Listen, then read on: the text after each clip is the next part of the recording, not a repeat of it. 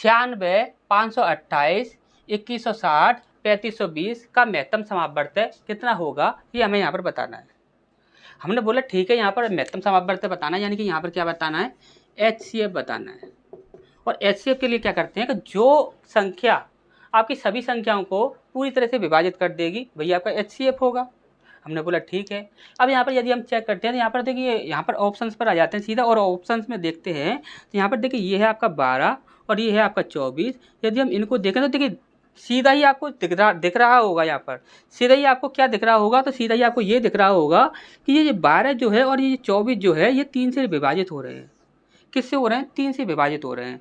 यदि ये दोनों 3 से विभाजित हो रहे हैं तो ये भी तीनों, ये भी जितनी भी संख्याएं हैं वो भी 3 से विभाजित होनी चाहिए। यदि 3 से विभाजित होंगी तभी वे इन संख्याओं से विभाजित हो सकती हैं। यदि वे 3 से विभाजित नहीं होंगी तो वे इन संख्याओं से कभी भी विभाजित नहीं हो सकती। तो हमने बोला कि यहाँ पर हम देखें तो 5 और 2 कितना होता है, 7, और 7 और 3 कितना होता है, 10 होता है। और 10 कभी भी 3 से विभाजित नहीं हो सकता, तो यानी कि ये ऑप्शन और ये ऑप्शन कभी भी इन सारी संख्याओं को विभाजित नहीं करेगा। अब हमने बोला कि यहाँ पर देखिए एक है आपका 8 और एक है आपका 16, इनसे हमें चेक करना है।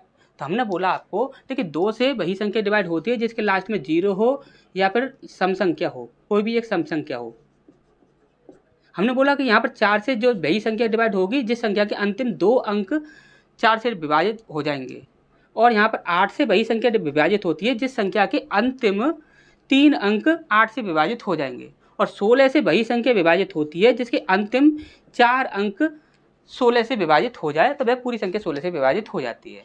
अब हमने बोला कि जो संख्या आपकी 16 से विभाजित होगी वह आपकी 100% 8 से भी विभाजित होगी, तो हमें दोनों ऑप्शंस को चेक करने की आवश्यकता नहीं है।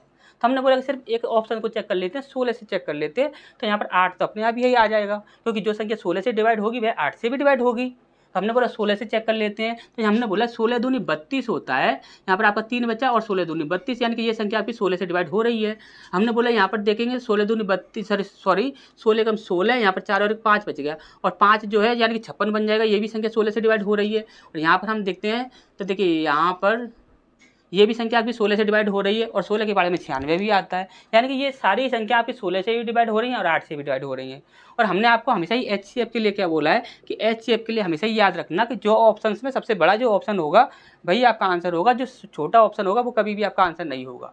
तो हमने बोला कि यहाँ पर 8 और 16 में बड़ा कौन सा है, तो 16 है, तो 16 ही हमारा आंसर होगा। ये चीज़ आपको याद रखनी है।